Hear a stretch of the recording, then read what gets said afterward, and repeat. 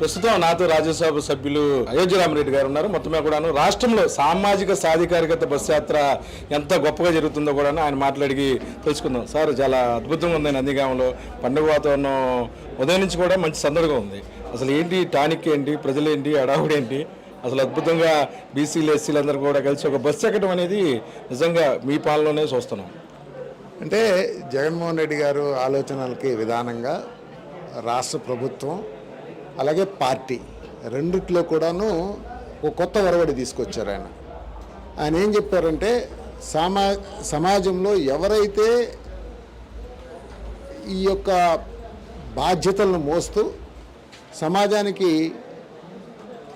Position కూడా తీసుకోవాలని ఉన్నారో వాళ్ళందరికీ కూడాను అండగా ఉండాల్సినటువంటి బాధ్యత ఈ పార్టీది అలాగే ఈ ప్రభుత్వానిది అనేది మా సీఎం గారు, మా పార్టీ అధ్యక్షుడు రెండు ఆయనే కాబట్టి ఆయన పార్టీ తరఫు నుంచి కూడాను ప్రభుత్వం తరఫు నుంచి కూడాను మా అందరికి కూడా ఒక దిశానిర్దేశం చేయడం జరిగింది. దాంట్లో ఎన్ని డెవలప్మెంటల్ యాక్టివిటీసు స్టేట్ లెవెల్లో చేశాము, అలాగే ప్రతి కాన్స్టిట్యున్సీలో చేశామనేది చూపించుకుంటా దాంట్లో మరీ ఎస్సీ ఎస్టీ బీసీ మైనారిటీలు అందులో ఎవరైతే బిలో పావర్టీ లైన్ కానీ పూర్ కానీ ఉన్నారో వాళ్ళందరికీ కూడా ఈ ప్రోగ్రామ్స్ ఏ విధంగా ఇంపాక్ట్ ఇస్తున్నాయి, పాజిటివ్ ఇంపాక్ట్ ఇస్తున్నాయి అనేది చెప్పుకునే దానికోసం ఒక కంప్లీట్ గణాంకాలన్నీ కూడా తీసాము. ఆ గణాంకాలతో సహా ఈరోజు పూర్తిగా అన్నీ కూడా ఆర్బీఐ డేటా, అలాగే గవర్నమెంట్ ఆఫ్ ఇండియా డేటా, అలాగే స్టేట్ గవర్నమెంట్ స్టాటిస్టిక్స్ అన్నీ కూడా తీసుకొని వాటన్నిటిని స్టేట్ లెవెల్లో ఏ విధంగా ఈ యొక్క ఎవరైతే ఈ యొక్క గ్రోత్కి అర్హులు ఉన్నారో వాళ్ళందరికీ ఏ విధంగా బెనిఫిట్స్ వచ్చినాయి అనేది చెప్పడం జరిగింది.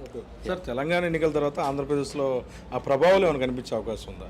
ఒకటి తెలంగాణది దాంట్లో కూడా మీరు చూస్తే అక్కడ ఉన్నటువంటి పరిస్థితులు వేరు. ఇక్కడికి వచ్చే తలకి మనది ఏంటంటే అంతా కూడాను ప్రజల కోసం ప్రతిరోజు కూడాను ఈ పార్టీ ఈ ప్రభుత్వం పనిచేసింది, ఆలోచించింది కాబట్టి ప్రతి విషయంలో కూడాను అంటే ముక్కుముడిగా అందరూ దాడి చేస్తున్నారు. అన్నీ ఉంటాయి. జగన్ గారికి ఎప్పుడు చూసినాయే కదా, ఇవన్నీ ఫైటర్ కదా, అన్నీ లాగేస్తారు. ఖచ్చితంగా ఒక యుద్ధంలో వీరుడిలాగా జగన్మోహన్ రెడ్డి పేద ప్రజల కోసం పోరాటం చేస్తారంటున్నారు రాజ్యసభ సభ్యులు అయోధ్య రామరెడ్డి.